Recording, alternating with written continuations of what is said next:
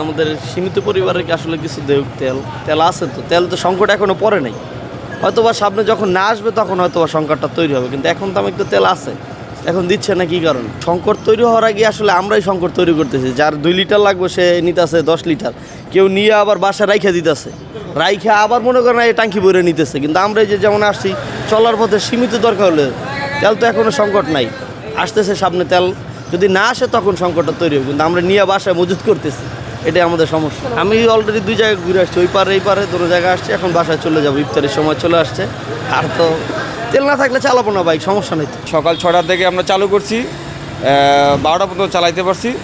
100 টাকা করে দিছি, 500 টাকা করে দিছি, এখন শেষ। শুক্রবার সরকারি বন্ধ, শনিবার সরকারি বন্ধ, রবিবারে পাম্প খুলবে। পাম্প খোলার পর আমরা তেল আনতে পারলে আবার দিতে পারবো। দৈনিক 14,000 লিটার তেল আমাদের লাগে।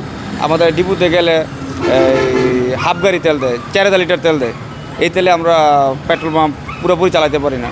যদি দেখা যায় যে অকটেনের মতো ডিজেলেরও সংকট পড়ছে, শেষমেশ আমাদের হাঁটার ব্যবস্থা। এখন যদি এই সিন্ডিকেট হয়ে গেছে, এই সিন্ডিকেট যদি কেউ না ভাঙে, সরকার যদি এখন উদ্যোগ না নেয়, তাইলে আমাদের চলাফেরার জন্য অনেক কষ্ট হয়ে যাবে।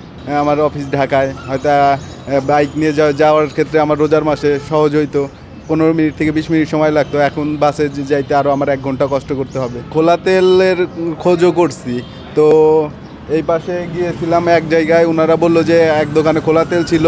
তো ওই দোকানে গেলাম, যাওয়ার পরে বলতেছে যে মানে 120 টাকা লিটারের তেল 140 টাকা করে খোলা তেল।